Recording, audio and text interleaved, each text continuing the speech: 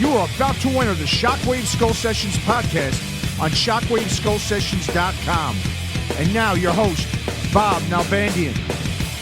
Now, have you guys met each other? Well, we've been in the same room a million times. We've walked past each other a million times, but I don't think we've actually, stopped and said hi.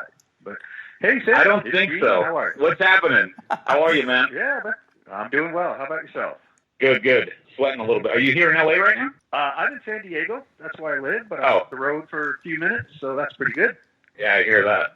Yeah, I just thought, we would talk about, I know both of you guys grew up in L.A. and grew up in the 80s, club scene and all that, and I thought this would be a good chance to talk. Both of you guys have been in several, successful bands throughout the years from the 80s until current now, and or at least you, Sin, with the 90s. But, I thought it'd just be fun just to bullshit, and, there's really no rules, no agenda. We'll just kind of go about it and do it that way. Excellent. Sounds great. Right on. So, this episode of the Shockwave Skull Sessions podcast, we got one of my oldest friends, and I could actually say that honestly, one of my oldest friends in rock and roll and metal, Mr. Gene Hoglan, who I've known since you were 14 years old, correct? Yeah, that's right, man. 14, Bob. Jesus. You were, I've said it many times, you were my metal guru when I was 14. I'd look at whatever you were listening to, and I'd be like, yeah, Bob, make me a tape, So that was always awesome. Those are great days indeed. And of course, our second guest, Sin Quirin, who's currently in ministry, and you've played in several different bands, which we'll talk about here. First time on the Skull Session, first time speaking to you. I know we've been in contact through messaging several times, Sin, and I followed your career ever since the Tactics days, going way back. Yeah. Wow. Tactics, going way back. Steve Gaines. Absolutely. From Abertour. Yep. Well, since we're on that topic, going back, let's talk about it, because I remember, of course, I knew Steve from Abertour. I knew the first incarnation of Abertour, and of course, I knew Danny really well, who sadly passed away recently, and followed those guys' career. And I remember Steve had that band Tactics, and I had 2 or 3 of the demos. I remember there were different covers. It had the Tactics logo. There was a black one, and like a black and green one, and then like an orange one or something. Exactly. Something like that. Yeah. Was that your first band in LA? No, that was my very first band in LA. Was a band Rampage, which I'm sure there wasn't of those out there. But I was about 18 or 19, and this was like 1988 or so. And that was the very first band that, we graduated from backyard parties out in West Covina to, playing the Whiskey and the Roxy and the Troubadour and stuff like that. And after Rampage is when I joined up with Steve in Tactics. Right on. I remember Rampage. I remember seeing band hats. Absolutely. Yeah. Absolutely. Yeah. Yeah, we were, that was technically my very first band. And, that was, I can't believe that was 30 years ago. So you played the Hollywood Sunset Strip scene, and when it was probably at its peak in the late 80s. Yeah, absolutely, man. What were your memories of those times, Sin? Well, I started going to the Sunset Strip in my early teens. And, I was lucky enough to see bands like, Armored Saint and WASP and Ratt and, that whole scene I was a part of. And, I was just a teenager. I wasn't actually playing that yet. But it was pretty amazing, man, to just, go out and you knew that every weekend, it would be, you guys remember, it was a zoo out there, just on the street alone. Not even inside the clubs. I mean, everyone's flyering, and that whole bit was it was crazy back then. And I miss those times. Those were good days, and you always got to see some cool bands. So yeah, I'm glad that I was a part of all of that. Absolutely. Yeah. Yeah, Bob, you were a big part of the initial Armored Saint, introductions in LA. I know you were a huge champion of them at the time, totally, with the Headbanger and all that whatnot. Yeah. I actually, it's funny because the first time I caught them was at the Woodstock. As you know, Gene and I guess I could kind of consider you an Orange County guy. You were Long Beach, so you were kind of in between LA in Orange County. I was fortunate. Yeah. I was right at the hub, so I could zoom up to LA to catch gigs, and down in Orange County, I catch them all. A lot of the LA people were like, "Oh, Orange County, I ain't going down there." But I was right in a little crux there where I could hit both pretty easy. What was the club that was over in Anaheim, close to Knott's Berry Farm? I want to say the Woodstock. The Woodstock and Radio City. Radio City? Yeah. Not too far. Radio City. On Naughton Ball. Radio City, right? Right next to the Woodstock. Not too far from Naughton Farm. Yeah. Radio City is where I first saw Stryper. Sure, yeah. Were they Rock's Regime at the time, or were they Stryper? No, they were Stryper, and they'd already changed the name, and it was I want to say, 83, 84 maybe. Probably 84. I would say. I think that was something like that. They swapped themselves over. And they swapped, yeah. Yep. Because I remember, I remember they were handing out their yellow and black Attack cassettes. Yeah, sure. Yeah. But those could have been Rock's Regime cassettes. Yeah, I remember they Rock's could have Regime been. Was yellow and black. And it's so funny. I mean, because of the Steve connection, it's so funny that years later I would end up playing with Steve. Oh, that's right. Yeah. Oh, his brother. That's right. His brother played Tim Gaines from Stryper. Yeah. Wow. Yep.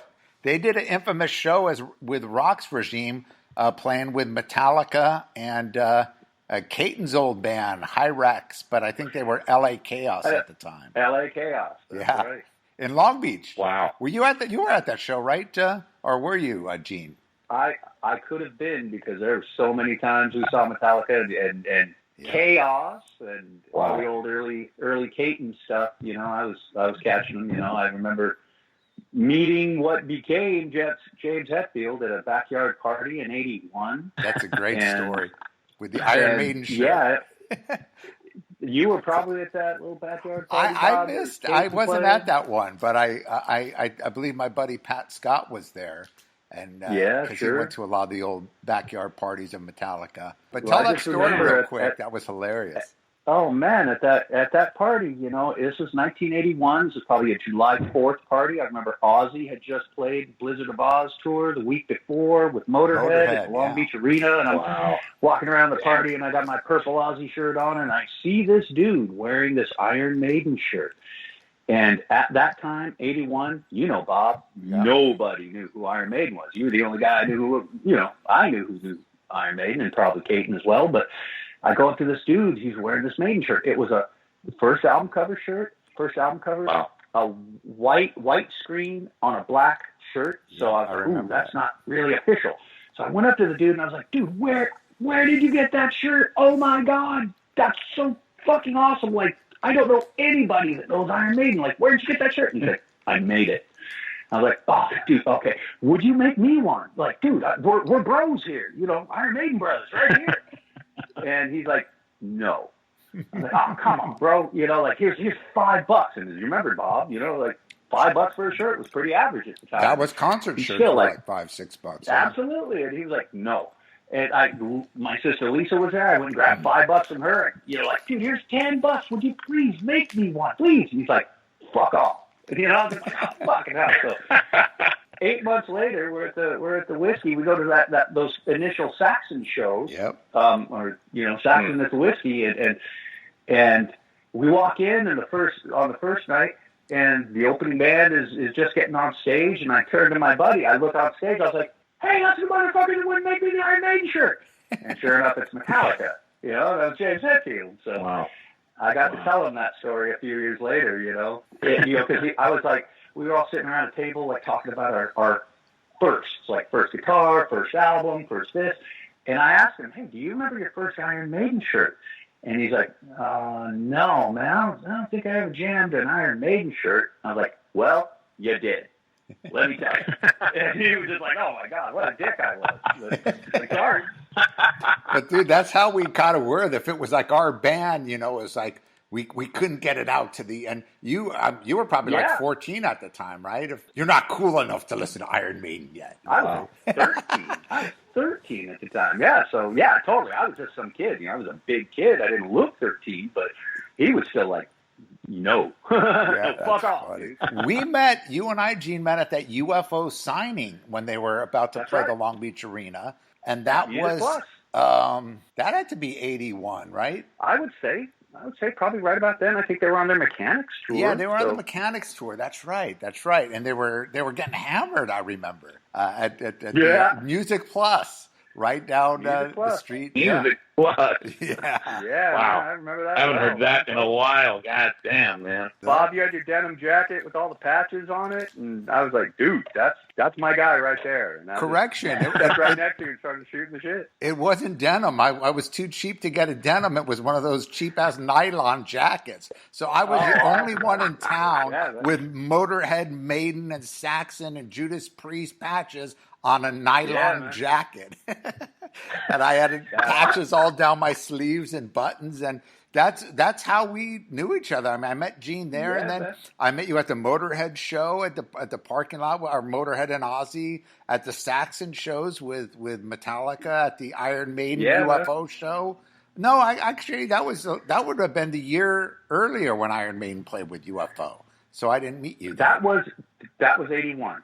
That's right. That was like August 3rd, 1981. Okay, so that must have been there, August 1st.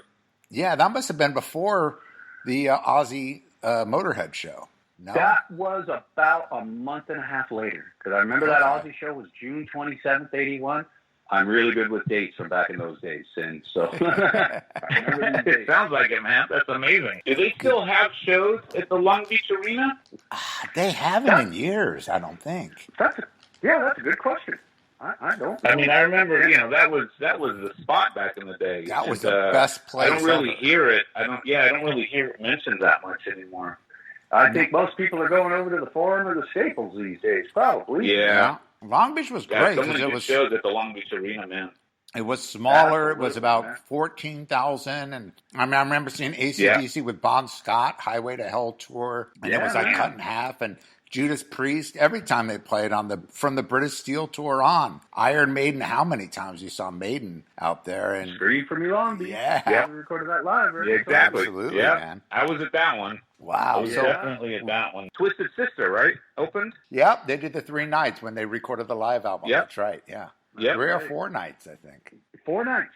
4 nights. I remember that. Yeah, man. Good for them. Dude. Well, Sin, growing up, I mean, you were like West Covina, so I guess that's kind of all a part of that East LA Pasadena area, which was kind of, we were talking on a different podcast and how Gene mentioned, like, people from LA didn't go to Orange County. It was almost like there was so much stuff to do in each community. I know out in Pasadena you had Pookie's and you had Armored Saint and all these Pasadena kind of bands and of course the Ice House and Perkins Palace and Hollywood was more of a glammier scene and it was cool in Orange County because Gene and I, we grew up going to the Woodstock and Radio City and the Concert Factory, and they would usually have the heavier bands like, that's where Dark Angel started, and of course where Slayer started, and Armored Saint and Metallica started at those clubs because they couldn't really get into the Hollywood clubs. So it was kind of and I guess that area, West Covina, was kind of similar, but you had a kind of a different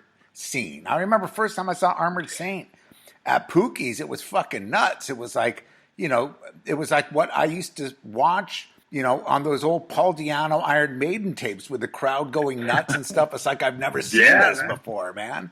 This is fucking great. It was. I mean, the funny thing is that I was living.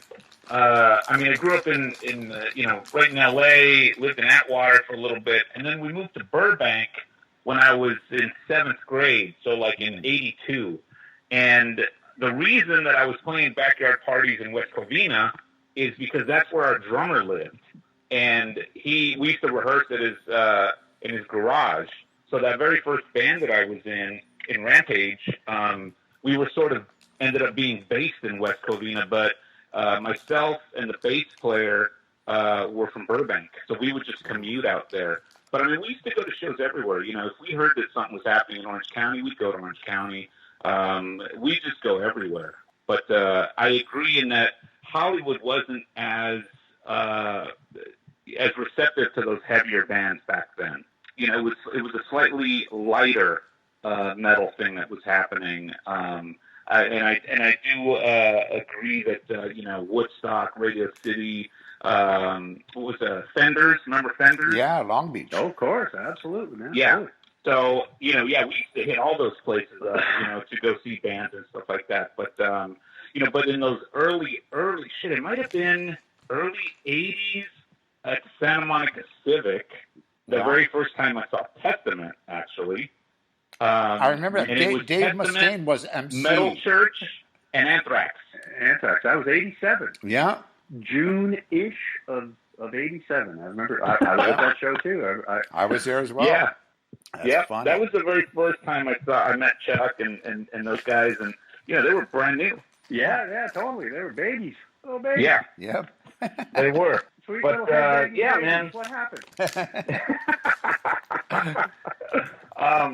It was a trip. I mean, every now and then we would get. You remember MX Machine? Of course, I was actually managing them for a minute. Huge. Yeah, huge MX Machine fan. Awesome. So, you know, I'd always follow those cats around wherever they were playing. I didn't care where the hell they were playing. I would just always go watch those guys. And we had to have been at a lot of the same shows, man. Because I was managing them for a while, and I remember. Oh, really? Yeah, so I'm sure we knew each other way back. Were you at? I was managing a band called Eden at the time, and we had a studio on Garden Grove. And the band was breaking up, so we were getting rid of the studio. And toward the end, we were having parties there. And MX Machine did a party there with Armored Saint in our little tiny studio, and it was just mayhem. Oh man, I definitely was not. I would have remembered that. Oh, that was a fun one. Sounds killer. It was like that would have been right around 87, 88, maybe? 87. Yeah. I remember the week after we were going to have Dark Angel play there. You remember that, Gene? I was talking to Eric Meyer, and we had one more week left, and then the cops came, and they're like, We had Garden Grove Boulevard was like bumper to bumper traffic of people trying to get in. Because it was like a little industrial area right off Garden Grove Boulevard, and it was nuts. We had like 3 kegs. I remember my buddy who worked for Ogden Allied. They did all the beer kegs at the big Pacific Amphitheater shows, and Elton John was playing that night, and my friend, one of the roadies, went with him, and he said he just walked into the place while Elton was playing to Ogden, threw in like 4 kegs in the back of his pickup and took off and had these big jockey boxes, and we just brought them there. He goes, "I'll just bring them back the next day. No one will know. People will just think, they're part of the 20,000 people. They're not going to notice 3 or 4 kegs missing." Excellent. Yeah, that was a fun party. But yeah, unfortunately, the cops stopped us before we had the last Dark Angel show there. Damn. Well, wow. Were you with MX when they played the Palomino in North Hollywood? You know what? I think I was. I remember the old Palomino. It was mostly a country bar, right? Yeah, exactly. Right. Yeah, it was primarily a country bar. Yeah, it was a big club. Not to be confused with Paladinos, the old Palomino. This is the old Palomino on Lancashire Boulevard in North Hollywood. Yep. And which was also I remember seeing some of those Clint Eastwood. Yeah, that's Clint right. Eastwood, Every Which Way You absolutely. Can. Yeah. Yeah. And Every Which Way But Exactly. Loose. I remember my sister saw Quiet Riot there in about 1979, and that was with Randy and Kelly Gurney and Drew Forsythe and Drew Forsythe. Yeah. So, Yeah. Yep. yeah, that's pretty fun. What a trip, man. Yeah, those are some good shows. I remember seeing MX at the Palomino, and I was there, dressed like in cowboy outfit. I remember That was that. fun. They were always hilarious on stage, man. They would always just be joking around and fucking hilarious. Yeah. Yeah, it's funny, now that I'm talking about this, everything's coming back. Mitch recorded a Tactics demo, I believe. All right, at Simon's Ghost Studios. In Yeah, Vernon. over at Vernon. Yep. Yes, exactly. Wow. Yeah, we did one of those.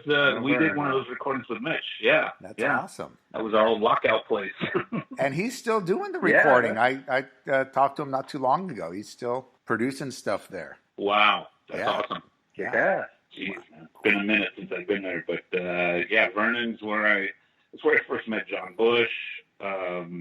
Tons of those guys just hanging around there. All rehearsed there. Megadeth in the early days. Megadeth used to jam there. I remember Dark Angel. I remember Chris Holmes had his newer band, Psycho Squad. Psycho Squad. Rehearsing around from us. This is all around late 80s, early 90s there. Hey, Bob, one okay. thing I have to ask. Okay. Where can I get a Warrior shirt? Oh, I got those from Joe Floyd. I'll see if he has an extra one. You know, Joe Floyd, he produced the Inside Metal movies with me. So, Dude, huge. I am a massive Warrior fan. And I've looked everywhere for a Warrior shirt, and I just cannot find. Like, I've looked, online, eBay, and everywhere, and I just cannot find a Warrior shirt. And I saw you doing a video, and you're wearing one of those shirts, and I was like, okay, I got to remember to ask him where he got that. I'll find out, because I think he had a box full, because he goes, hey, you want one? I'm like, fuck God. yeah, I dude, do. I will buy, tell Joe I will buy a shirt, man. I will let him know. Need to have one of those. Yeah, huge Warrior fan, man. Huge. You remember the show at the Palladium? With Loudness? With Loudness and Malice. Right, yep, I do. Oh, dude. They were one of the best bands. And I know, Gene, you and I used to talk about them all the time. And they were, they played their demo tape on KLOS and KMET on regular rotation. The Mighty Metal Hour. Fighting for the Earth. Yeah, totally. They should have been that's huge. The first spot that I heard Warrior was on KMET. Yep. That Mighty Metal Hour was a good gateway for a lot of the younger metal dudes. Absolutely. In the LA area. Boy, man, Jim Ladd, he's the best DJ, obviously, in FM history for me. So we grew up on him. I remember they played Slayer's Die by the Sword while Slayer was still in the studio recording. I was like, what? Yeah. They just tracked these vocals yesterday, and it's on the radio today? Like, that's crazy. How do you do that? We were sending those out, Stephen Craig and I, when right after they would track them, they would get a rough mix from Bill Matoyer, and Steve's like, dude, let's get them out to all the people in Europe from Aardschok and Onfer and all these. So we were sending them out, and of course Slagle and all of the band wanted it back then. It was like absolutely. The bootleg. Right. I mean, to get the tapes and demos, it was big press, and it was before the record was out. So. Yes, right. and then they started doing the videotapes. Remember the videos from Woodstock? Yeah. Oh yeah, I've got those. I just transferred one over onto DVD. One of the old Woodstock Woodstock Concert Factory tapes from Well, Slayer. You probably got it from me, Gene, because I was the one. My dad had he got a Betamax real early, like 80, 81, just before MTV. Because I remember. I would record Don Kerr. I would stay up late, and I was, of course, my mom was like 15 or whatever. I would record Black Sabbath or Rainbow. You would see on the schedule that you would every Sunday morning. I would get to the LA Times to see on the schedule who was going to be on Midnight Special or Don Kersh's, and I would record this stuff. So when MTV started, I started getting this Betamax, collection And then VHS came along and just wiped out Beta, but we still had the Beta machines. And you remember those old cameras? They were on Beta cams. So all the Woodstock and all that was on Beta. Yeah. So when Stephen Craig got the Woodstock stuff, he knew I had a Beta. So he and Carrie would come to my mom's house in the family room, and we would fold the Headbanger magazines while dubbing while dubbing all these Slayer videotapes from Beta to VHS, and then we would. You probably remember that too, Gene. Oh, I remember I got a VHS, and I thought I got it from Tom, but it had you guys made a cover for it, a black and white cover, and it had the picture with Slayer with all the blood and Kathy, Jeff's girl, right? That was a Rick Smith picture of that. Rick Smith photo, and he burned all those master photos, unfortunately. Yeah, those are great. Wow, terrible. He went Christian, and his girlfriend made him burn. You remember all those old? He had a lot of Dark Angel photos, and Savage Grace, and Malice, and Armored Saint, and Hyrax, and Black and Blue. I turned him on. He was a Red Moon fan. I turned him on, and back then you didn't have many photographers. He did black and white, and he had like his own dark room. and he wouldn't charge the band, so he was like the number one guy, and we were sending all his photos to Aardschok and all this stuff, and then he met some chick, some Christian chick, and she saw the Slayer picture and said, "You're going to go to hell. You need to burn all your heavy metal photos." So he literally had, he had the most classic. I mean, he had the very first photos of, or professionally shot photos anyway, of Slayer, all those LA metal bands at the time. Yeah, sure. Wow. That's a shame. Do you guys did any of you guys go? There was a big concert in Burbank up at the Starlight Bowl or Starlight Amphitheater. I've never been there. In the mid 80s, I want to say, maybe even early. And the headliner was Rough Cutt, and it was Rough Cutt, White Sister, Malice, Pandemonium. Wow. Yeah, and it was a big, because there's like a little amphitheater up in the hills in Burbank, and they had that gig, and I think that's the last time they had heavy bands up here, because the city of Burbank is a little uptight, and they didn't like the they didn't like the element that was around. But that was, I want to say, that sounds like about 80, I'm not even sure or so. That's about right. Yeah, that's about right.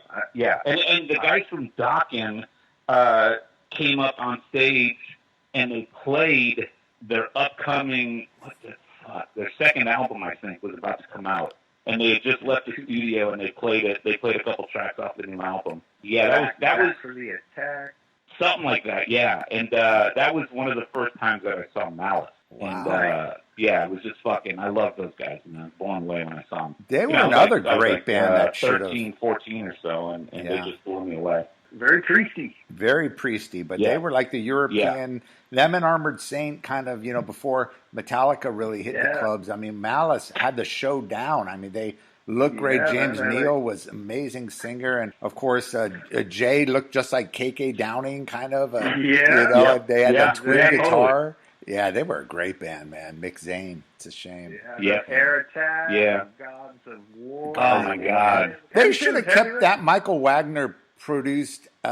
He should have produced that whole album. And see, that was the problem with Warrior and Malice, is they basically blew their load with their demo tapes. Because if you remember, the Mighty Metal Hour were playing Malice all the time. So that demo, Gods of Thunder, Stellar Masters, and same with Fighting for the Earth. So once their albums came out a year later, it was kind of too late. It was like they had nothing new to play. Yeah, it really sucked, because both those bands should have been much, much bigger than they were.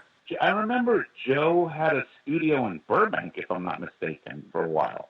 Joe Floyd, Joe Floyd? Yeah, Silver Cloud. Right? Silver Cloud Studio. Exactly. Yep. Yeah, he doesn't still have that, though, does he? No, he's got, in fact, I talked to him not too long ago. I'm actually down in Redondo, so I might visit him, because he's got, he lives half the time in Mexico. He's got a place on Rosarita Beach, him and his wife. Oh, wow. And he's still got a place right in Redondo. And he's got a manufacturing. He does the electrophonic guitars. He's a guitar manufacturer now. He has his own guitars. Wow, I didn't know that. Yeah, like a built-in amplifier in the guitar. It's really killer. Gotcha. He does it at NAMM. Beauty. And it's beautiful guitars. And he's doing well. His office and the warehouse it's a small warehouse on La Cienega, right off the 405 there. And so he stopped doing the studio. I think he might have moved the studio in there, because he still does his recordings and stuff there. But I know Roy Z did a lot of production. But yeah, all the bands in the '90s were recording at Silver Cloud. Joe's production. Burbank Boulevard. For a debut album to have one of the artists produce. I'm talking about the Warrior album. That's one of the greatest sounding albums, I think, of any LA metal album. The dude was a master producer. That album just sounded so fucking heavy. Still does. Still sounds. I would have to argue that with the first Rough Cut record. That was good. In terms of sonic. Tom Allom, right? That was Tom Allom. That was a Tom Allom. That was good too. The drum sound, the guitar sound, everything was so amazing on that.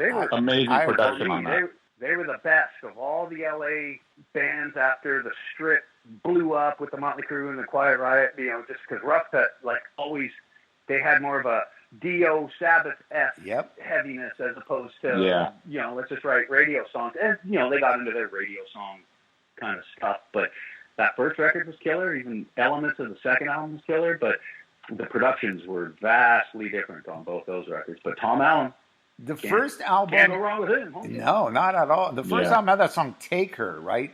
Dan, dan, dan, dan. That had the killer opening riff. I was listening to that the other day and going, "Fuck, this is such a heavy tune. What a great riff!" Absolutely, yeah. And one thing that's nice is those are they were playing that on the Mighty Metal Hour, the demo, the Fiddler Street demo, Fiddler Studios, well, his father, Michael Clausen, owned Fiddler Studio because Eden did some recordings there, and that was Paul Shortino's father. And a guy you might know, Sin, because I know he worked with both Abattoir and he didn't work with MX, but it was Chuck Rosa. He worked out of there a lot, a producer, engineer.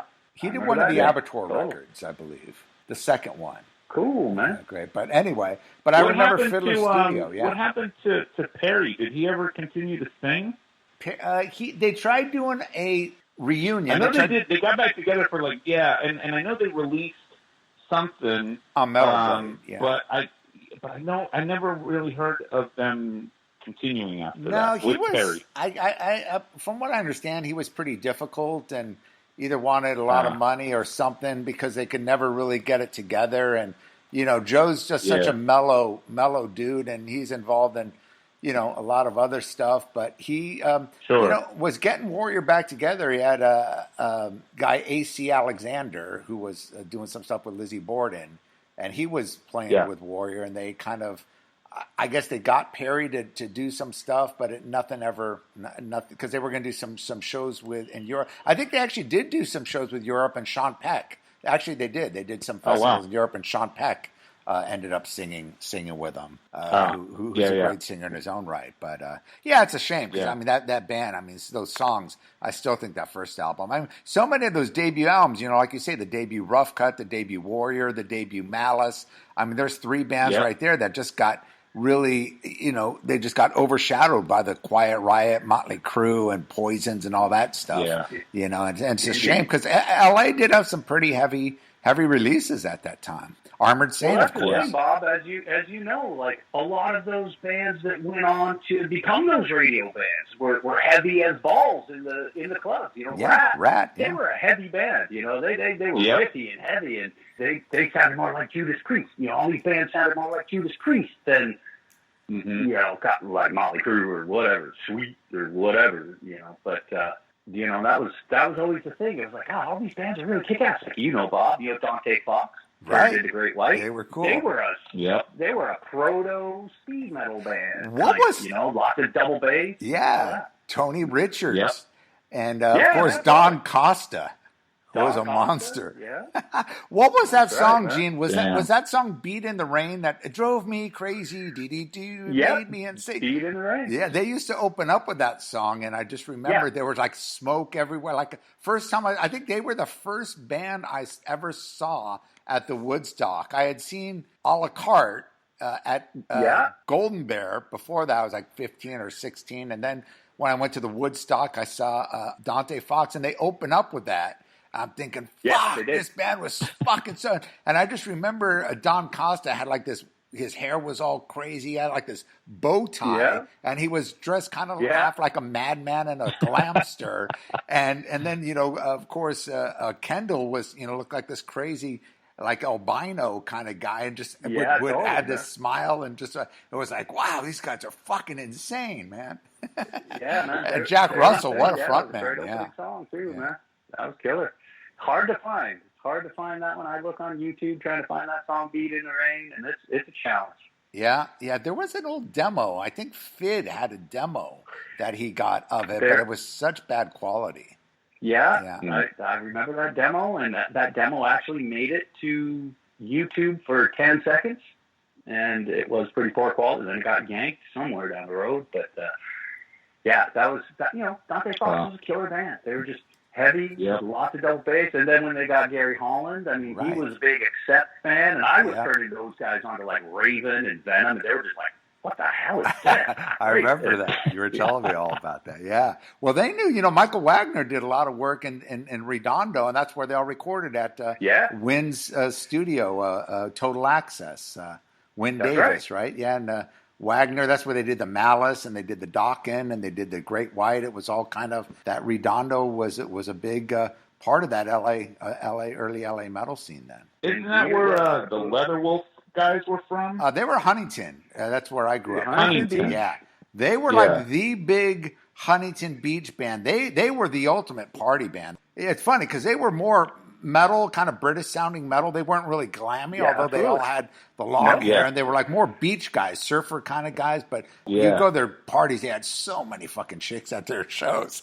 And so it was always cool to go to a Leatherwolf show. And plus they were, they did the Maiden stuff really good. I mean, they had it down. They were a cool band. They were a little bit too Maiden-ish, but they did like a lot of those early Woodstock shows, with Metallica, August Red Moon. You remember all those shows. Absolutely. Yeah. I mean, Leatherwolf was kind of the barometer for when Dark Angel was starting to come up in the club scene, and I remember we had a show with Leatherwolf, and all of our friends were saying, "Oh man, those guys are going to destroy you," and we're like, "Fuck that!"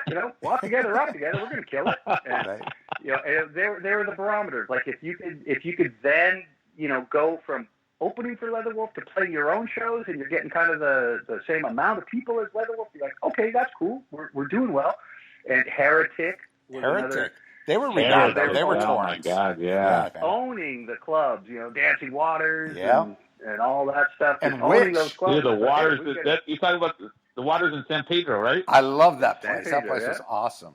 Dude. Yeah, man. Because it was like halfway between LA and Orange County. What was the guy? Joe Gallagher. Joe Gallagher, yeah. Oh, yeah. Totally. Right? Was the guy that would book the bands. And I think I still have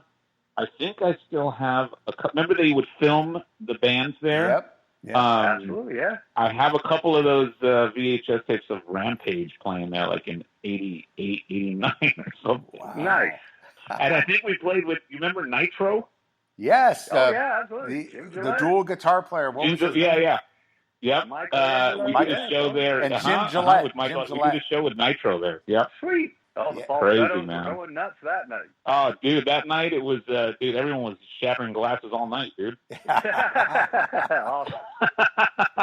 Witch was another band that were real big in Orange County. Remember Witch? Oh, yeah. Yeah. Absolutely. Hey, I totally remember Witch. I still have them in all of my band magazines that I saved. Yeah, they always did shows with Ruthless, Slayer, Witch. They would do like Pico Rivera, the old rodeo or wherever that. That like sports arena. Yeah, they were always kind of like Leatherwolf in the sense they were kind of a heavier band that played alongside both the glam bands and the heavier Orange County. I remember Cinderella in black leather. Yeah. I remember that song. And they did a really kick-ass version of Toys in the Attic from Aerosmith. That's true. Okay, that's cool. My sister Lisa was doing their logo, developed their logo for them, did their banners. Remember when Lisa was doing all those banners for everybody, for WASP, Damien and Slayer and Great Light and all those guys. My sister made banners for all these bands. So, damn. Dante Fox, cool. Yeah. I remember the first Witch banner. I helped paint it. Wow. Weren't you involved with the WASP? When WASP came out, you would know this, Gene. You would remember. Was it Don Costa that was the first bass player? So it was Don Costa, Blackie on rhythm, and then Chris. Yep. Okay. And then, of course, Tony Richards on drums. Tony? Yeah. That's right. And their first show was August 28th, 1982. At the Woodstock, right? Made the banner for that one. At the Woodstock. Yeah, totally. They opened up with that song, On Your Knees, and I just remember Blackie was up on the drum riser.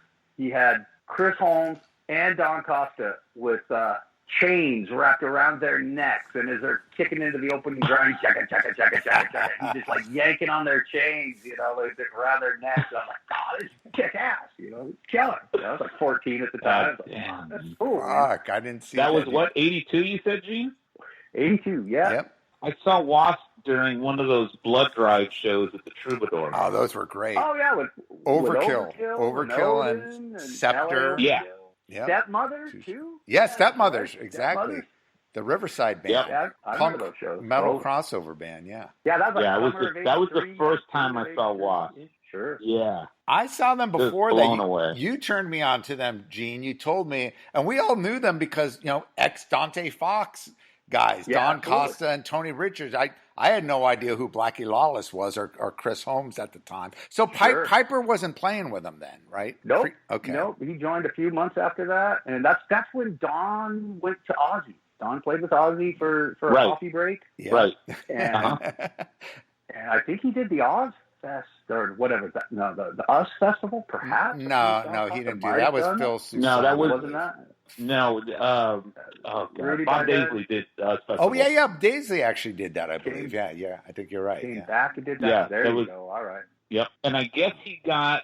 Actually, it's funny that you guys bring that up because I just a few days ago was watching this interview on YouTube. I think it was Jakey Lee talking about how Don got fired from Ozzy, and he got fired right before that Us Festival show. That's right. That is right. And yeah, it was pretty brutal, man. I was listening to it. It's an audio interview on YouTube, and it's Jake describing, how he even thought how brutal it was because they hadn't said anything to Don, and he had all his family going to the Us Festival gig, and it happened literally right before the gig or something. It was really intense. It was really intense, and I was just like, oh god damn, that's brutal. Jesus, no wonder the guy just disappeared off the planet. Well, he had what? M80, right? M80. M80, right. Yeah. And they were really big in Europe, I guess, because I know a lot of people in Europe and stuff, and they were really into them. And it's really, because they were in Kerrang and all that, but I don't think they were surprisingly heavy. They kind of had the Motorhead kind of rumble going for him, and Don Costa's vocals. I think he was doing the vocalizing, and I think he had a pretty heavy voice for that kind of stuff. So way to go, Don. And then he just totally disappeared. God, I'd wake up in the morning and he'd be sleeping on my couch, because my sister would bring the guy home because he never had a place to go, and she'd bring him home, put him on the couch, feed him a bowl of soup, and send him on his way in the morning. I was always so envious of Gene because he would go to because I was about 3 or 4 years older, and even when he was 14, he would go into Hollywood because he would go with his older sister, and I couldn't drive then, or I wasn't allowed. I didn't have my own car till I was 18, and so I couldn't. I'd have to borrow my mom's car, and I couldn't go to Hollywood. So I would go to the local Orange County shows at the Woodstock and Radio City. And sneak back home and just tell my mom I was at a movie or something because they wouldn't allow me to go to the Woodstock. And I remember Gene would call me the Monday morning. We would always compare, and he goes, "Oh man, I just saw Wasp at the Troubadour. I just saw White Sister and Dante Fox at the the whiskey or whatever." I'm like, "You fucker!" And I would get I was older, and I would get all my news from Gene. He knew about Rough Cut, all those shows. Yeah. I remember seeing Slayer for we caught them when they were kind of doing the cover thing, looking like the Scorpions. They were doing that, and then they totally went away for a while and came back as Show No Mercy era Slayer. And you saw that first show. Was that the Troubadour? Because I remember you told me about them, and I go, Slayer. I go, we saw them. They were like a cover band, kind of. They were cool. Yeah, I'm they're not anymore. Yeah, not anymore. Then, I was. What kind of covers were they doing? They did Priest, a lot of Priest. They did Deep Purple, Highway Star, I think. They did Highway Star at the first night I saw them, and they did a destroying version of it. Gary King and Jeff Hanneman later on were not obviously not known for their lead prowess other than what their box of what they did, but they had the keyboard parts down, they had the whole thing down, for Highway Star, and that was the one cover that they did that night. But they had a bunch of tunes that never made the Show No Mercy record, but they had a bunch that did. So. Wow, that band busted their ass. They rehearsed like crazy, and they were always. I was super dedicated. It's funny because they were the one band. They would come over to my house.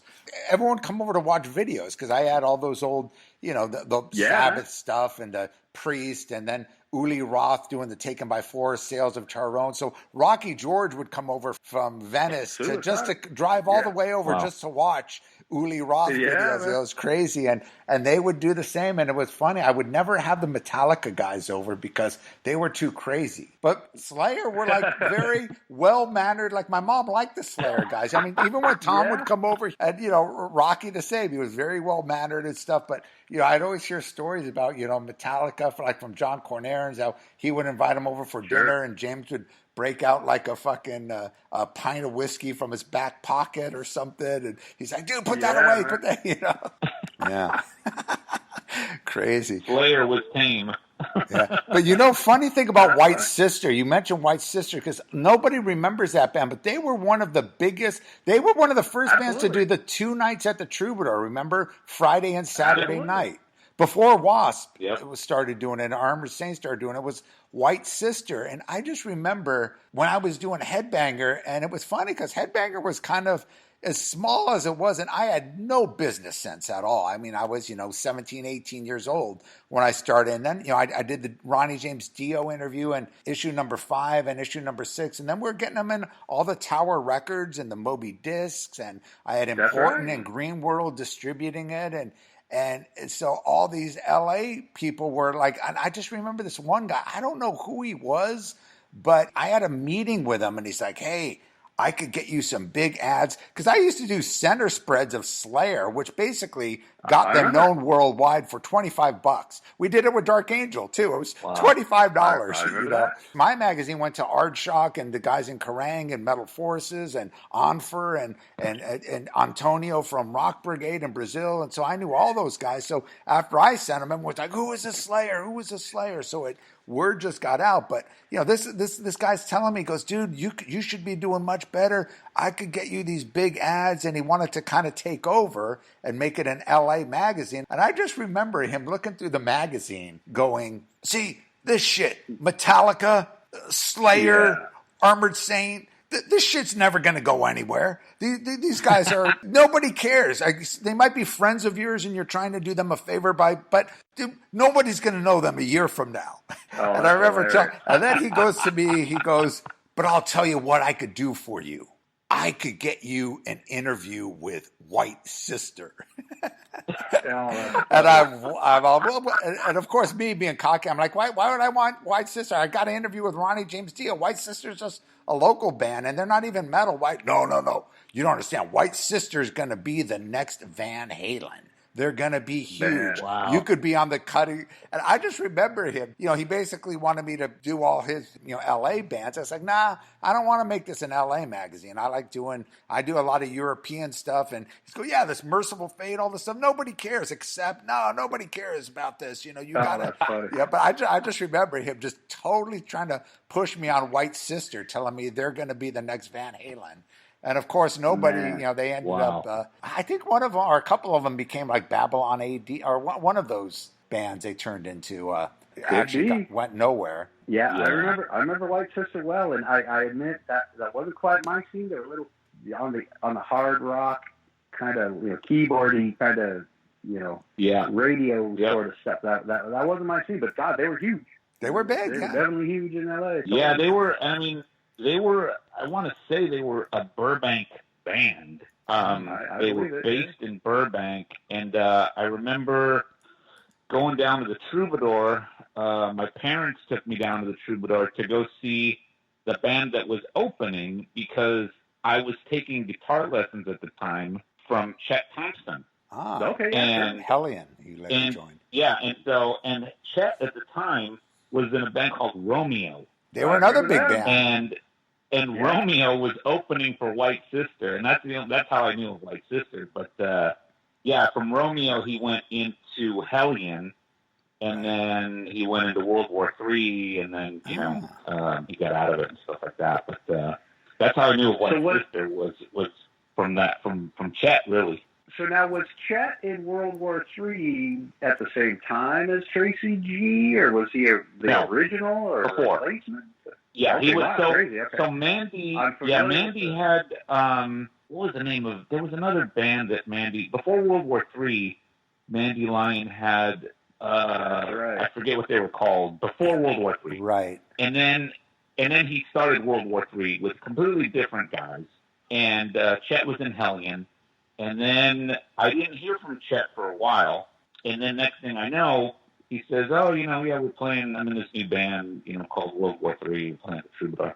So I went down, checked them out, and I was blown away. Just because, Chet's just a monster guitar player, and they were actually doing the stuff before Tracy G came on board was actually even like darker and heavier.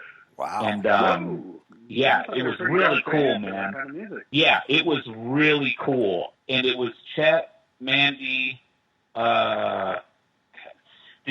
I think was the drummer name, and Alex, I think the bass player. And so they continued with that lineup for a little bit, and I remember they were about to get their deal that they got, and something happened. There was a split in the band, and then Mandy got Tracy, and then he hooked up with Jimmy Bain and Vinny. Vinny Appice. Yeah, that's right. Yeah. and so that's the lineup. That's the lineup when they got signed to Hollywood Records. Right. Don Arden was managing that at the time, and Don Arden Don Arden. Oh, Don Arden. So that's where I didn't know that. Yeah, where the Sabbath connection, or at least Vinny and Bain, and that was a big. Don Arden was not only the most feared manager around, but he got some of the biggest deals, and everyone thought, and they were a good band. I thought they were really cool. And that Hollywood Records, it got a lot of hype, and there was like no promo or nothing when it came out. It just no, yeah, it was. It kind of just came out, and it just sat, and you didn't really get that push that you would expect from the people that were on that team. You know what I mean? Sure. Because you would expect, having that kind of management and that kind of sort of hype, you would think that it would have gotten a bigger push, but it just didn't, and it just kind of fizzled out. Well, Hollywood was a brand new label there, too. It was almost like a guinea pig kind of thing. They kind of thought it was going to be the next huge thing, and they just, I don't think they had their business model together. Correct. Yeah, crazy. So, Sin, talk about how the change when you got, because you were obviously into playing a lot of these LA bands, and if I'm not mistaken, Tactics went a little bit on the heavier, almost industrial, I wouldn't say industrial, but you were kind of tapping into that way back in 91. Yeah. When did you join Ministry? I joined Ministry in 2006. Okay, because I know you were in a bunch I know you played with Society 1, and did you do something with Lords of Acid, too, and American Head Charge? I did, yeah. Right. Correct. But the thing with Tactics is, I joined Tactics with Steven, I want to say 90 or 91, and we kept that going for a few years. At that point, I was already starting to listen to industrial stuff. Mm. And, I started listening to industrial in the late 80s, to be honest with you. So, Tactics was like a thrash, speed metal kind of band. And after we sort of ran our course, my head was already going into that industrial thing. Mm. And so I was starting to bring in keyboards. But not keyboards in the sense that, a melodic thing. It was more of like the industrial side of keyboards. And samples and shit like that, yeah. And so I was starting to bring that into the Tactics camp, and it just wasn't meshing well. So what we did is we actually changed the name of the band, and we went from Tactics into Electric Head. And Electric Head was basically... It was me and Steve, and we usually had a revolving door of drummers and other guitar players. But it was us sort of going the slightly more electronic, introducing electronics into it. Mm. So that's kind of when the change happened, and that was I want to say mid to late 90s is when we were going out as Electric Head, and then after that. I joined Society 1 in 99, and they were doing the full industrial thing at the time. Right. And but I came in as a keyboardist who played guitar as well, and then shortly after that, I just became the main guitar player in the band. But that's kind of when the change happened for me.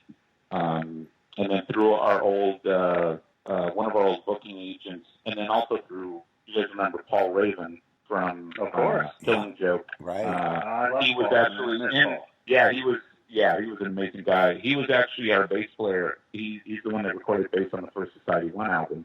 And he was one of the guys that introduced me to Al Jorgensen. Yeah, and so I met Al, I think it was at some NAMM, like in the early 2000s, and, he was just like, oh, you play guitar, if I need a guitar player, I'll call you. And, a few years later, he did call me, and I actually came in as the touring guitarist for the Revolting Cocks. Right, which is Al's side project. And right after that tour is when he asked me to come out to El Paso, Texas, which is where he was living at the time, to help him write the new Ministry album. And that was in 2006, and that's how it went down, man. Wow. Excellent. Man. Crazy. Well, Ministry, and I think, Gene, you could attest to this. I think that the Psalm 69 album with Just One Fix and New World Order, yep. that was that album should have been fucking huge. I think that album was a game changer. Everyone talks about Pantera's Cowboy from Hell and, Korn and all these other bands that came after about starting this whole new sound and even White Zombie. But that album was so fucking metal. I mean, Ministry before, I never really knew about Ministry. A lot of my post-punk friends were into Ministry. And they would say, oh, it's this great band, industrial and electronic industrial, but real heavy. And I never really got into it until that record came out. That was, Just One Fix, one of the greatest fucking metal riffs. And a lot of it was very traditional metal, almost kind of new wave of British heavy metal sounding in some parts. And it was a total metal record. Just, again, I think, you had the debut Prong. You had a lot of albums coming. What was that, 91? 92 that came out? 92, I believe. I think that's... Yeah, I want to say 92. Dude, that album was fucking phenomenal. That band started that whole, whatever you want to call the new metal, groove metal, industrial metal. What were your thoughts, Gene, when that came out?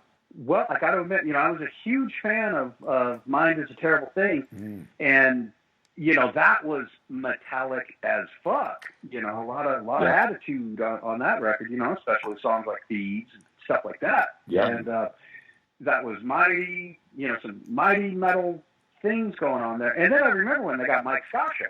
Yep. He was coming from Rotting Corpse there. I was like, wow, that's an odd mix. And Rigor Mortis. Rigor Mortis. That's right. Yeah, I got two northern Texas fans. Yeah, Rigor Mortis. And I watched Ministry, evolve into a thrash band, songs like Senor Peligro and, that sort of thing. Oh, yeah. These guys are turning straight thrash. And I kind of scratched my head at that. I was happy for it, but I was like, wow, this, I knew Ministry from the, electronic, EDM or the early stuff where it's like, wow, this is nothing like that. So, way to evolve, guys. Yeah. But, big time. Yeah.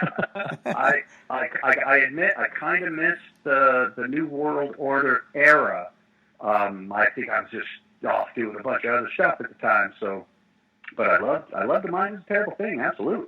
Wow. Great album. But I as a fan, Bob, would agree with you on that Psalm 69 album. And, and I say that not because I'm in the band. I had nothing to do with them at the time. As a fan, I think that album was a game changer. Definitely. I think that album really turned a lot of people's heads and going, what the fuck is... because it's metal. It has this European metal. If you listen to the riffs, if you really break the songs down and listen to the riffs, a lot of European metal stuff in there. Clearly colored with all the samples and with all the, the different sounds that you hear in there. But if you break it down, it's very traditional metal. And I think that's the album that, really sort of changed people's, oh shit, we could do this. This is done as well. I think that's one of those albums. And I also agree with Gene that Mind is also one of those albums. I think every, from the inception of the band, they were always changing. But I think, songs like Thieves, which we still play to this day. They were so ahead of their time, I think, on those records. Yeah, big time. Yeah, I totally agree. I mean, if you haven't heard that album, man, definitely pick that album up. And I bring that up because a lot of people are like, "What, Ministry opening for Slayer?" And it's like, to me, it makes total sense. I mean, definitely looking forward to seeing you guys live. It's gonna be a blast, man. Awesome. I've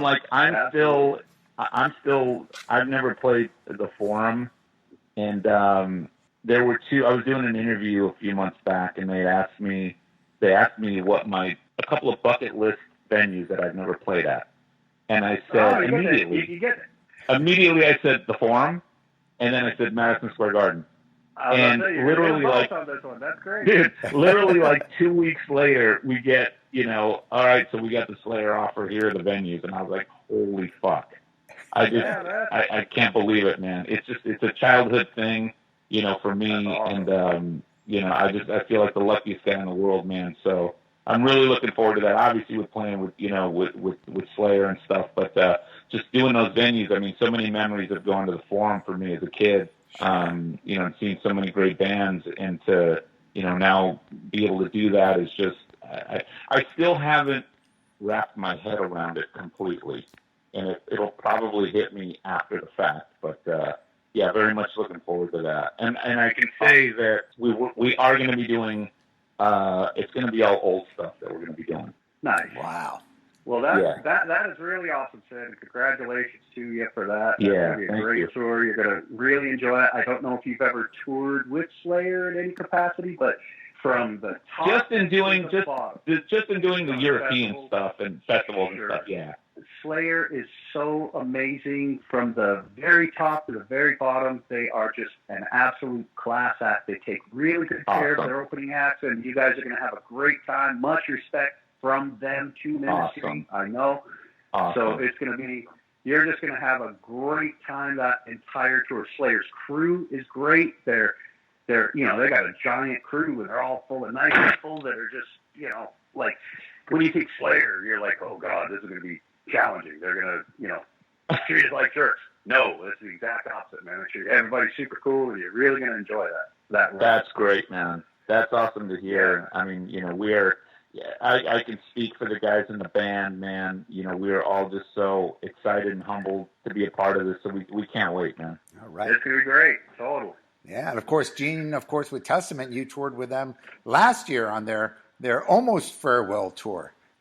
Indeed. Yeah, that was a great show. It's always been great playing with those guys, Sin, Bob knows this, but I got my start working for Slayer, back when I was a child. Yeah, I was their light guy. And oh, wow. It really just came from, you remember Steve Craig used to do their lights. Right. And he didn't show up to a show one day, and Tom just looked at me and he's like, hey, man, you think you can run that light board over there? I'd never done that before in my life. And I was like, yes, I can. and it had 8 buttons on it. It was like at the Concert Factory or somewhere, And so the next week after that, at their next show, and this was back when Slayer had, they had 30 people as their following because they were just way too heavy for everything. Sure. And, the next week it happened again. Like, hey, can you do it again? I was like, sure. And so it just kind of led to me. I'd show up at Slayer show. I'd go to all their shows, and, I would just go straight to the light board and just do my gig, and I really felt like I remember on stage. I'm like, this is awesome. Well, you did their first tour too, right? Didn't you do their first tour as lighting guy? I did the first tour. Yeah, I went out with them, and wow. And Tom had to come to my house and talk to my folks, and ask their permission. I was a minor. He was like, "You were a minor." I had that. So that was pretty. Wow. Tom was always very professional. On that last Slayer, like if I was open, my schedule-wise during this upcoming run, I would be on the road with Slayer because in the middle of that Testament run that we were doing, we'd go out to the front of house every night, and Slayer shows is so over-the-top, magnificent. The pyro is just some of the most psycho pyro you've seen outside of, like, Rammstein or something. For our style of music, like brutal thrash metal, this is the best show that's ever been. And we'd go out to the front of house. The show was killing it. However, Slayer was not running their own video package. They would just use the local guys that when there were screens on the side of the stage, the big screens filming the band. They would just use the local guys, and those guys are like 65-year-old, country music fans. They don't get it. They don't understand. Like it was said many times, there's Gary feeling off some kick-ass lead, and they're filming Tom staring at right. Paul. Oh God, I hate that. A lot of these shows were at the big sheds, big amphitheaters. So the lawn people, all the fans in the back that are there, those guys are kind of getting ripped off because the band are ants on stage. You can't really see them. So you rely on those screens.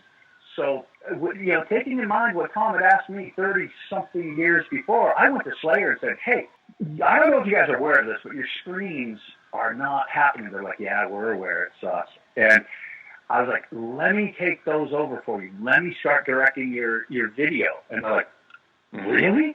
You do that? I was like, sure. It's all gives me something to do. Testament was getting off stage at 5:30 every night. Our bus call was like 2, 3 a.m. And I'll catch the Slayer shows, but there's just so much nothing to do, So I would also play for Anthrax on some of those shows. I did about 10, 15 shows with Anthrax. And so those were the super fun days when I would play with Testament, play with Anthrax, then have a screen to do that night for Slayer. And I started putting together a little, just a show for them. I know the material. I know who does what leads, and it went from me just sitting next to the director, the local director, pointing at the proper screen. You got a little bank of video screens, and I point at the screen. This guy's lead's coming up. Point at the other screen. That guy's lead's coming up. So I just started paying attention to what these guys were doing, looking at the board, and then I was like, okay, I think I'll take over this. So I'm the guy in the headphones, and camera 1, get your singer, camera 2, get on your bald guy, sort of thing. So that's just something fun to do. So they had asked, on for our November run, are you available? Unfortunately, I'm not. But Patrick, their stage manager, was, he's like, man, because if you could do it, I'd make the package happen. I'd make the IMAX package happen. Unfortunately, I couldn't. But we're doing a show together with them in Chicago in about 2 or 3 weeks at the Riot Fest. Probably played it. Oh yeah, we know about it. And I think I'll be doing screens for them that night too, because anytime Testament and Slayer play together, I just stick around till the end of the show and go to the video booth and take it over. So that's pretty fun. Well, Sin, that's awesome, man. Maybe you could be a Slayer's cameraman on this tour as well. Hey, maybe. Man. You know what? I'm always down to do stuff like that. So yeah. Right on. So we're a bit over an hour into this. Did you guys? We could talk forever about the old days. If you guys want to go on, I'm down for it. It's up to you guys. That's you guys call. I'm here, man. I'm not doing much. I've got a meeting after this, but I'll get in touch when I get in touch with them. So it's all good for me. Well, let's talk about some of the best shows or some of the most killer shows as a kid in the clubs that you guys saw. We'll start with you, Sin. Club shows mainly. Club. I would have to say that first time I saw WASP. Wow, at the Troubadour? At the Troubadour, yeah. During the blood drive gig. Those were great shows. It's funny because Gene turned me on to WASP when they, when you first saw them, and then I went and saw them at the Troubadour, and I thought they were god awful. And you probably remember that Headbanger review I did of them.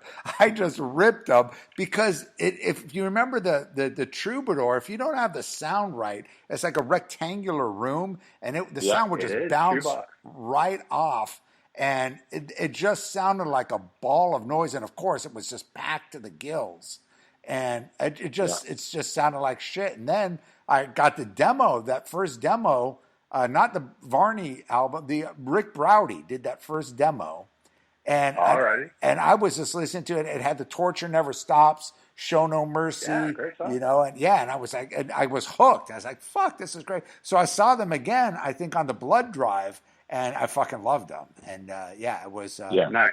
That's the one thing I gotta say about WASP is I was my early teens, and I had heard about them from friends and stuff like that. And when I saw them, I liked them. I mean, visually, when you're a kid, especially back then, seeing that type of show that they were doing at the Troubadour was just fucking mind blowing. Like Yep. you just, you're just like, what the fuck did I just like? This is like to me, it was like a stadium arena band, that I'm watching at the Troubadour. But then, shortly after that, I really listened to the music, and I was blown away. I was like, wow, these guys actually write good songs as well. Like it's not just a stage show; they actually have good music. Definitely. And that was a good thing about Blackie was his voice was unlike anybody else. Yeah. A lot of the other guys in LA, they were doing the, kind of the, Steve Perry was the giant influence on Right. the latest crop. And this guy was just coming out screeching like an Udo or something, like you said, wow, you can't really place that voice with anybody else. And that's, just the metal screech from Blackie back in those days was pretty cool, and I admit I lost touch. When thrash was hitting, I kind of started losing the touch with the LA, hard rock scene really.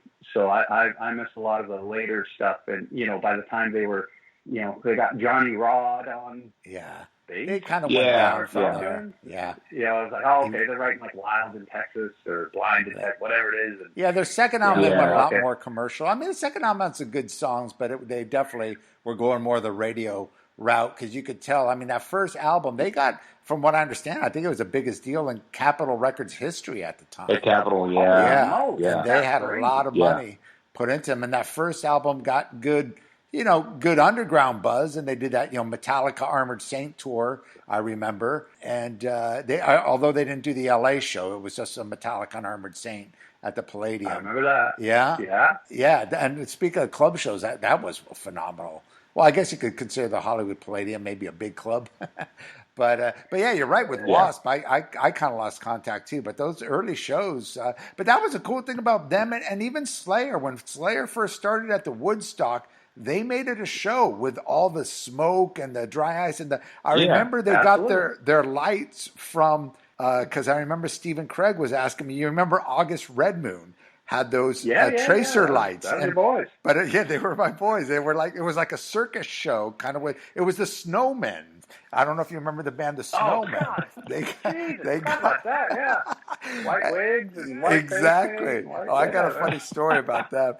But anyway, Red Moon had their lights, and then I remember Steven was asking me about the lights, so I had him get in touch with Cord, and they made their own, and they said, we're going to make the lights like evil, the tracer lights. So they'd put that triangle behind the drums, and it would just kind of flash, instead of like flashing like a circle, it would flash, and then you would have the fog come in, and it just looked badass. And then when we sent those old videotapes, because I think Slayer was one of the first local bands that we sent video demos, video live shows, and started trading videos. And people in Europe, I remember they had the PAL system. I think now everything is all universal, but we had NTSC, Japan had NTSC, Europe had PAL, and to transfer it back then was like $100. And yeah, absolutely. We would send it to Europe, and the fans would transfer it, for the $100 because they were such Slayer fans, even back then, and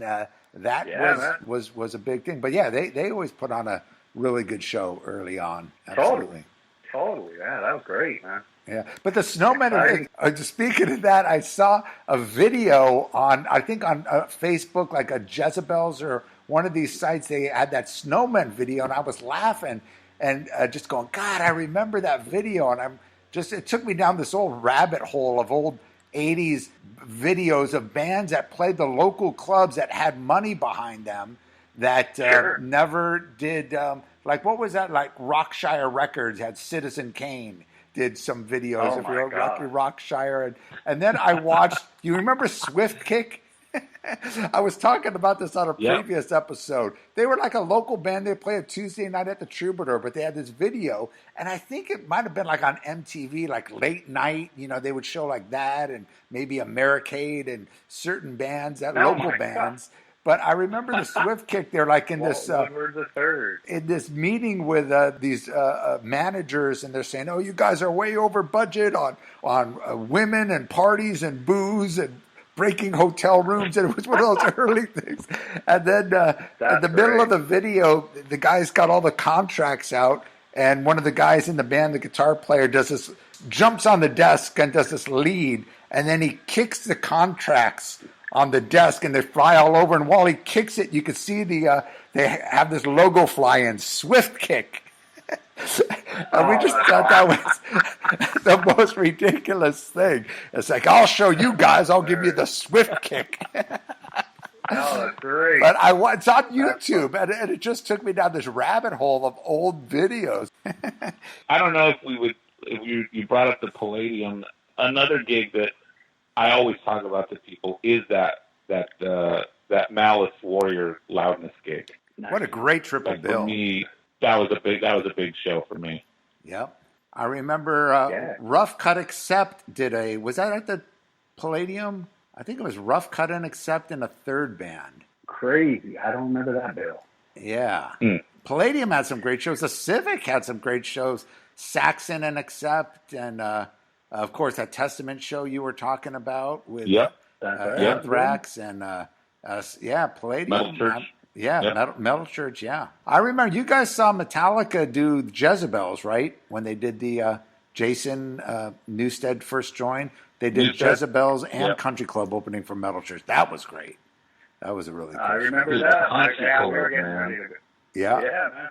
I missed that place, and I missed those shows, man. They had some fun. A little bit of trivia on the Country Club is if you see Boogie Nights. Oh, yeah. The movie. Yeah, that's the club. Yep. That's Country Club. Yeah, absolutely. Yep. That was the best. That was the best. I mean, if you could play the Country Club as a local band, you made it. That was like the big club. And then the step after that would be, Perkins Palace and, of course, the Palace. Yeah, and Palladium. The Palace.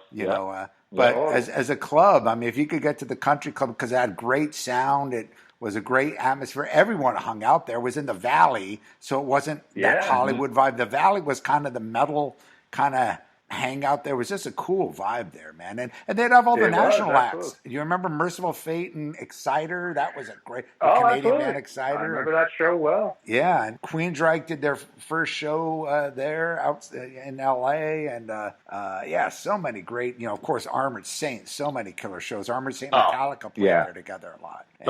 Many times at the Country Club. And I saw Death Angel for the first time I saw at the Country Club. Oh, wow. Like way back. Actually, that was the first and only time I got kicked in the back of my head in the pit. Oh shit! Wow. No boy. Yeah. Didn't feel good, but that was at the Death Angel gig way back. And Andy must have been like 11 years old or something, 11 or 12. Yeah, it's funny. Yeah, I was just talking with Mark last week. Exactly. And I was talking with him and Ted, their guitarist, and I was mentioning to Mark that as soon as Andy turns 50, every single OG thrash metaler will be in their 50s. Just an odd arcane bit of trivia there. And Mark was like, yeah, no shit, holy fuck, that way. So we're all in our 50s now. So that youthful exuberance of thrash metal, it still exists in me. I feel younger than ever. But, and those guys from Death Angel, like Jesus, they're Mark's up there, Rob up there. Those guys are laying it down every single night. We just played a show with them, and we're doing a tour with them in a couple of months. And awesome. Death Angel's always awesome to play with, and they bring it every single night, man. Such a killer band, entertaining, great dudes, sweetest babies ever. Great band to tour with. Great guys. Yeah. Well, that's a perfect time to give a plug. Since you're talking about the San Francisco scene, we're finally getting the Bay Area Godfathers out, and you're a part of that. You and Craig LaCicero did those interviews together. That Danny film, I remember the tour bus. So we finally got that, and we've got Death Angel, all those bands, and talking about the old Bay Area scene. Not just the thrash bands, but we got from Davey Vane and Jet Boy to Head On and Roadrunner and Laws Rocket and Roadrunner. Anvil Chorus, wow. And so we got the whole Le Mans. So it's going to be fun, man. We're putting that together now. It's a fun project. I love doing these, and it's just great old history. That one, totally. Yeah, I'll definitely keep you guys posted when we do the Yeah, screenings. that's We'll awesome, do one man. in L.A. and in the Bay Area, of course. So I You will guys definitely. remember the Stone? Oh Of yeah, course. Oh the man, Three played there many Stones, times. Palo Alto. That was the very first. That was the Berkeley. very first club we played. Tactics played at outside of L.A. Oh wow, Nice. very cool. Yeah, that's killer. Those are great clubs. But who was that? God, I'm trying to remember. Frank Carniola? No, I think somebody else. God, I just trying to remember the booking agent's name. I just heard his name a couple months ago. Somebody was mentioning. I was like, oh God, I haven't heard that name in 30 years. I know Tony Yeah, Isabella shit. booked. Shit, I haven't heard that name in 30 years too, man. Yeah, I think she did the old Waldorf. Or was it the Stone? She did a lot of the metal shows back then. And I remember Paul Bailoff was doing a bunch of shows. He was bringing Dark Angel up quite a bit. Oh, wow. Yeah, we were doing Rock on Broadway and the Mahupe Gardens and all that whatnot. And those were Bailoff shows, and those were always fun. He was always killer. Yeah. We miss him. Wow. Crazy. So what about you, Gene? What were some of your favorite local shows you saw as a kid in the clubs? Well, all those Slayer shows were always amazing, especially in the summer of '83. There were all those shows at the Woodstock. There was Savage Grace, Bitch, Slayer, Witch. A lot of those bands on the same bill, and it was when you were just starting to get focused metal nights, because it would always be, the two kind of hard rock bands and then the heavy band sandwiched in the middle kind of thing. And right in the summer of '83 was when they were starting to kind of get, focused, cool metal nights. So those were always awesome. And the show I'll never forget was, we got June 20th, 1981, and that was a la carte with Dante Fox opening, and that was the first time I'd ever been to the Woodstock. That wasn't my first club show, but that, the Woodstock became the staple because it's 7-8 miles from my pad, and I could always find a way to get down there. But that show was amazing. That was a mind-altering show, totally. A la carte, as you know, Bob, one of my favorite local bands. Live bands, yeah. Yeah, man, they were so amazing, and Dante Fox opening for them. That's Beat in the Rain days. Tony Richards on drums, and just coming out there just destroying. So high energy and pretty damn metallic. Especially to my 13-year-old ears. It was, yeah. Those are all killer days. Fully, man. I saw a lot of great shows back in those days. Fully, I remember seeing, WASP and Slayer at the Troubadour, and I remember afterwards that that was in '83 when they played together. Yeah, I remember that. Yeah. And then, Slayer already had songs like Show No Mercy and Tormentor and stuff like that. And then we saw Wasp's album came out a year later. They got a Tormentor and a Show No Mercy. That's right. Title Sharky Slayer. I always was wondering about that. Who did that first? But I guess that kind of explains it, because, I remember that show well. Wow. That was definitely, first time I saw a la carte, too. And it's funny because a la carte, they're not a metal band by any means. They're not. No. They're just a rock and roll. They put out a great album that just came out. They got back together, put out a CD, and you just had to have seen them live, because live they were like these three comedians, and they were so fucking tight on stage. And Brian O'Brien was a drummer, but he was a front man too. They all three shared, and they were just. It just blew me away how entertaining they were. And it was like, fuck. It was like seeing three David Lee Roths, but not as goofy, just fun. And they were just a fun fucking band. And I think Armored Saint at Pookie's, that first time I saw Armored Saint, they're at Pookie's with a whole, and this had to be 81. I would think their first show. It was the first show I saw them was at the Woodstock, and that was, believe it or not, pre-Joey Vera. He was still with Greg Leon before they convinced him to join. So it was with Mike, who ended up being with Witch. You remember Mike Williams? Was that his name? He would have been let me see, there was Jim, the guitarist, forget him, so that must have been Mike. And then there was Punky Peru on drums, right. Wabbit on vocals, Yeah. Forgetting the guitarist, but I would imagine that'd probably be him. Yeah, well, he was a bass player, and he just did a couple shows with them, and then they got Joey, and then I went and saw them at Pookie's, and it was all guys that I ended up seeing at it was like when I first met you, Gene. I met you, and then I'd see you at every concert. In Anaheim, the first Armored Saint show, I saw all the MX Machine guys, Diego and Danny and his brother. and John Ayala and Juan Garcia from Abertor and all those Pasadena guys. That's where I met them. And then I would always see them at the Motorhead shows, at the Saxon shows, at the Girls' School show at the Whiskey. But I remember that was the first time I saw like actual crazy headbanging in LA. And that was, that was a cool show. Yeah. Yeah.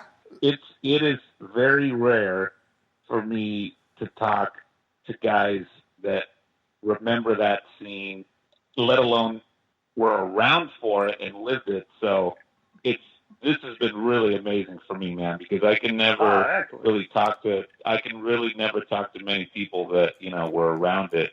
So this has been a blast for me, dude. I just wanted to say that. Like, we need to make this some kind of a regular thing just so we can geek out on our old days, man. Because I miss, I miss that time. I miss those bands. I miss that whole era. And it's cool to connect with some guys that, were also around it. Right on, Sin. That's killer, man. Hey, another guy that's probably really, that's totally knowledgeable about all this. Of course, DJ Will. Of course. Yeah, of course. Had him on. Of course. He was right there in all of this. Yep, so, absolutely. Yep. You can shoot this conversation right past him, and he'd be down there with you. We'll get him on one. Oh, yeah. Yeah, definitely. Well, dude, Sin, thank you so much. It's funny because, we had been talking. I've been wanting to get you on, and that's what this podcast is all about. It's just talking about the crazy, killer old school days and with people that lived it and, musicians that are still active today, like you and Gene. And I kept saying, man, I got to pair you with Gene Hoglan because I know you guys have been to a lot of the same shows. You were around during that time because, there's not many people, from these bands that grew up in L.A. I mean, a lot of these L.A. bands came from elsewhere. And, seeing that you guys both remember the early 80s shows, when Ratt and, WASP and Motley and all those were playing the clubs, it was a rare kind of breed. It was a kind of a group of us that, carried on. And then, seeing when all the new wave of British heavy metal bands, Saxon and Motorhead did their first shows out here, you would see the same kind of group of people. So I know we've run into each other in the past, and it's finally a pleasure to finally talk to you. We definitely have. But it's funny, it's funny to think now, I mean, after talking about all these shows that we've been to, is that I'm sure we were at some of those shows. Some of the very same shows back in the early days. Absolutely. I'm sure, man. All the ones we haven't talked about that we just haven't even remembered. Exactly. Yes. Yeah, we're saying we breathed the same air at one point. Well, to be continued. Absolutely. For sure. Yeah, definitely. All right. Well, in closing. And Bob, yes. Please do not forget about Warrior shirt. Joe for a Warrior shirt. As soon as we get off, I'm going to text Joe. Kick ass, man. There you go. I would love that. And in closing, I know Ministry out on the road with Slayer. When does the actual tour start? November. The tour starts for us, I want to say November 2nd. We actually start November 1st with Phil Anselmo and the Illegals. Nice. In Pensacola. So we're doing like 4 shows with Phil and the Illegals in between during our days off of that Slayer run. So our very first show will be with Phil, and then I think November 2nd, we hop on the Slayer tour. But that'll be pretty much all of the month of November.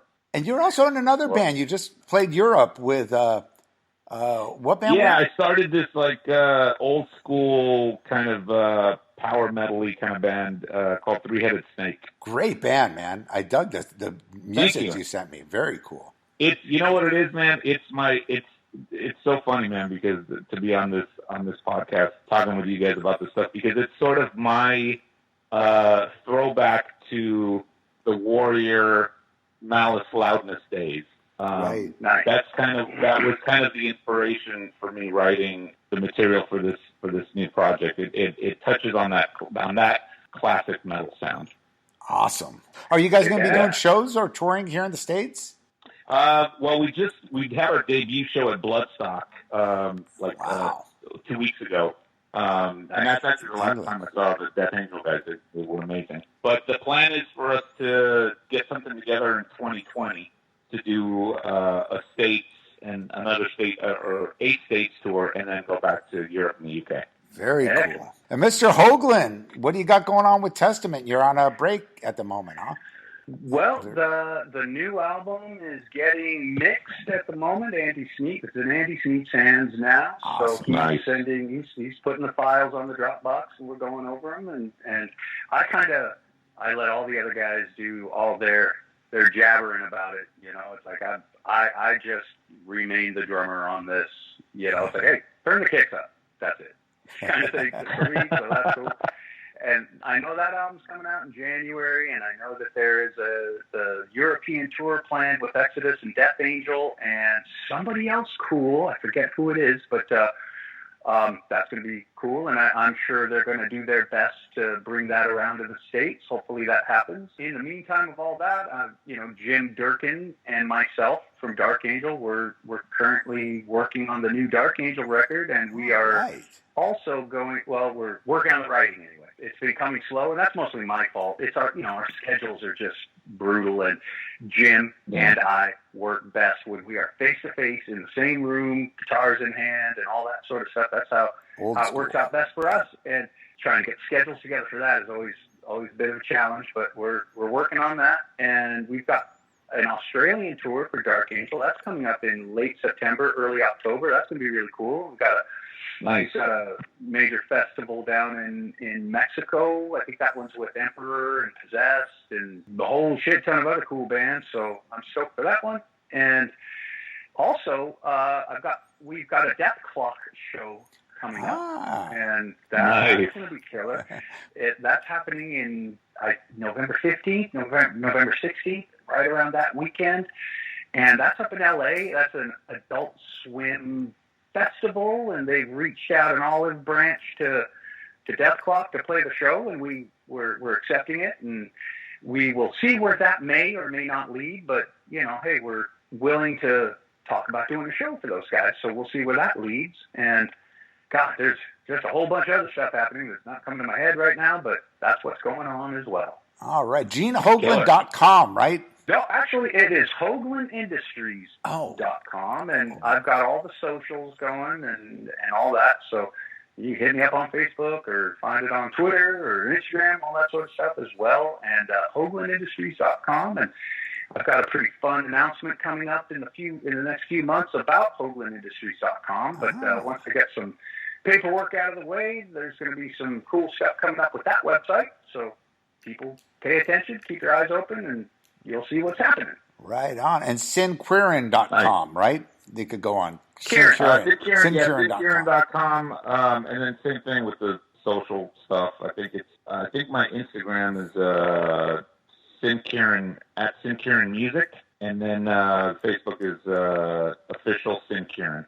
All right. Well, gentlemen, we will definitely continue this conversation. I appreciate you both taking the time, and always a pleasure, Gene, to talk to you and talk old school. And great to finally speak with you, Sin. Brother. We've been, like I said, we were talking about, we've probably ran into each other and butted heads many a times back in the front row of the old Troubadour or, country club shows, but finally get to talk. Great. Definitely. No, I appreciate it, Bob.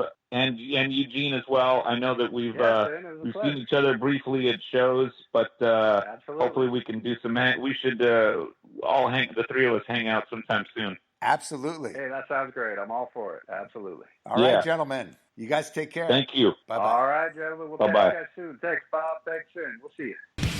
Thank you for listening to the Shockwave Skull Sessions podcast. Subscribe and listen to all episodes by going to our pages on iTunes, Spreaker, YouTube, Spotify, and more. You can listen to all other episodes and access up-to-date information and news on the Shockwave Skull Sessions podcast by going to our website at www.shockwaveskullsessions.com. Email all comments, questions, and suggestions to shockwaveskullsessions@gmail.com.